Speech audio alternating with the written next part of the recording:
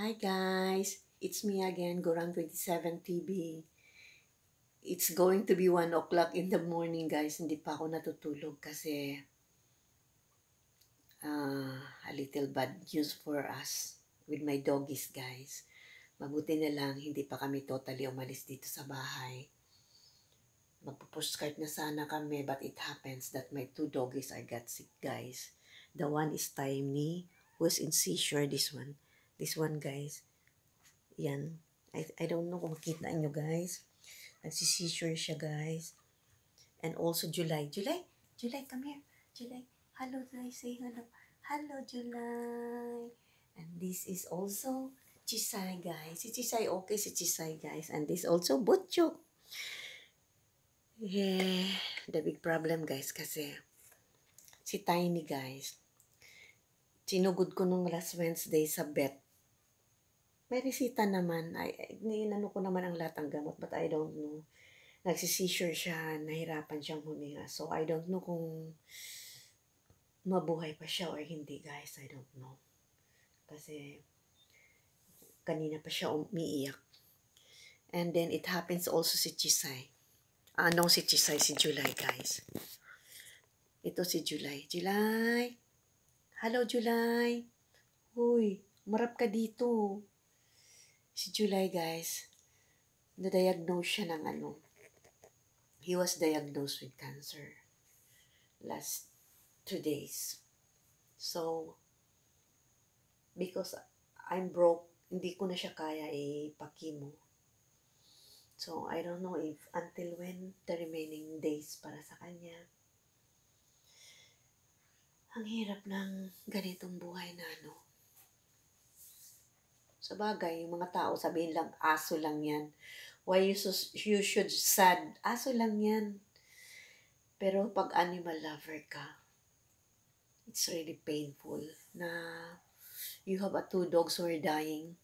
Ang isa yung cancer na hindi alam, sabi ni Doc. Yan, si July. Until when siya mabubuhay. Kasi walang chemo, but pinapainom ko siya ngayon ng doxycycline na antibiotic. Pang-prolong lang yun. Then also this Tiny na I don't know din. Kasi ilang beses na siya nagsisisure for today. Baka hindi niya yung gamot, hindi niya makayanan siguro, I don't know. So, ayoko na silang isugod ulit kasi it's too hard, it's too far from here. So, what a life. Inabandon na ka, inabuso ka, niloko ka. Aso na nga lang kasama ko sa buhay. Nagkasakit pa and I don't know until when then it took from me. So, anyway, I pray. Wala namang imposible sa praying Hindi naman ang tao ang liligtas ng Diyos sa prayer answer. Also that animals kasi may buhay din sila guys, di ba? So maybe there's a miracle for July na mabuhay siya. Because he's only 6 years old guys. Bata pa siya. I don't know what happened. Right, July? I don't know what happened to you, July. Bakit nagka-cancer ka, July? So, sa Diyos na lang talaga ako kumakapit, guys. Because, pag isasabi mo sa tao, sa halip na unawain ka, they're laughing on you. They don't know kung anong feelings sa'yo. Kasi, aso nga lang Tingin kasi sa aso, pampulutan. Mamatay lang dyan, itapon na lang, or But for me, because 24/7 ko silang kasama, katabi ko silang matulog. So, very painful talaga. Kaya lang ako nagbablog guys, kasi in memory of them, at ko rin sa inyo kung may mga aso kayo or any pets, love them. Kasi you don't even know talaga until when sila. Kaso ako, I don't expect. July is so young. He's only 6 years old, pero ba't nagkaganon? Ayan nahirapan siya. Pag gabi na nagaganyan siya guys, nahirapan siyang huminga din. Then also Tiny, who's 3 months old, complete naman siya sa vaccine.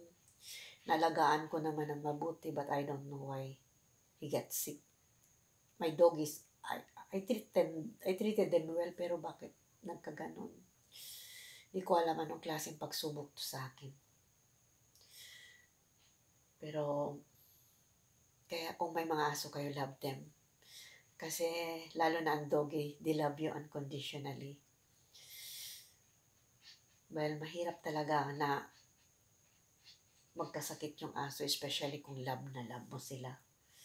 Anyway, kung sino man ang nanood nito, pray nyo na lang na madugtungan pa ang buhay ni July for the sake of me and also Tiny. Right, Tiny?